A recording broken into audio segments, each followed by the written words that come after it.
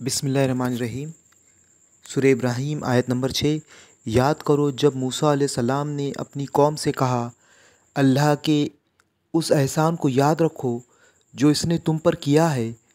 उसने तुमको फ़िरौन वालों से छुड़ाया जो तुमको सख्त तकलीफ़ें देते थे, तुम्हारे लड़कों को कत्ल कर डालते थे और तुम्हारी औरतों को ज़िंदा बचा रखते थे।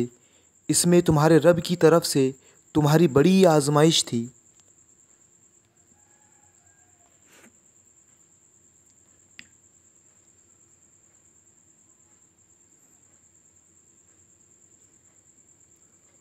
और याद रखो तुम्हारे रब ने ख़बरदार कर दिया था कि अगर शुक्रगुज़ार बनोगे तो मैं तुमको और ज़्यादा नवाजूँगा, और अगर गुफ़रान नेमत करोगे तो मेरी सज़ा बहुत सख्त है।